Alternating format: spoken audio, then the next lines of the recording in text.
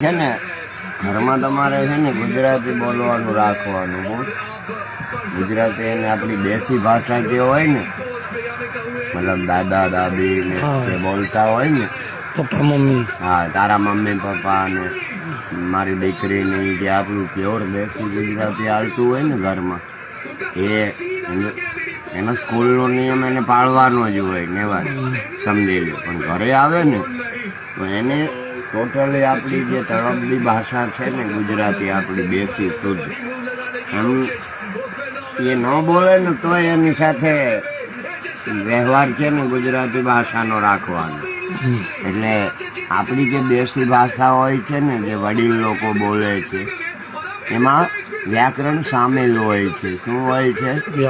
હા, એટલે ગુજરાતી ભાષાના વ્યાકરણમાં મતલબ એ ગુજરાતી એ ઇંગ્લિશમાં ભલે ડિસ્ટિક્શન લાવશે ખૂબ સારા માર્ક, પણ એ ઇંગ્લિશ પાછળ એટલા ઓલા થઈ જશે ને, ગુજરાતીમાં નાપાસ થશે બેટા. સમજી ગયો? હવે થોડું થોડું તો બોલે નહીં, મતલબ મારો શું કહેવાનો, ભલે એ લેંગ્વેજ નેવર જરૂર છે, પણ એની મધર લેંગ્વેજ ન છૂટવી જોઈએ.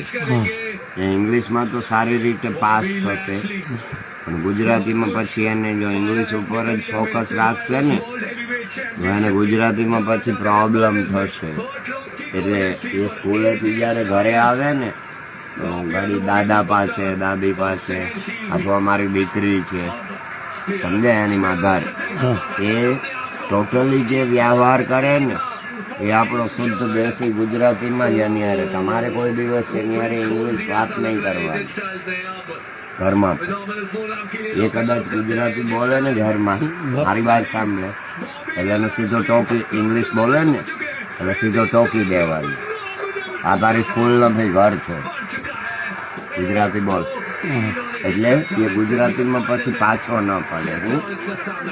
હું તો ઇંગ્લિશ ઉપર ફોકસ રાખશે ને, ગુજરાતી સબ્જેક્ટ એનો હાવ નબળો થઈ જાય. એલા આ વર્ષ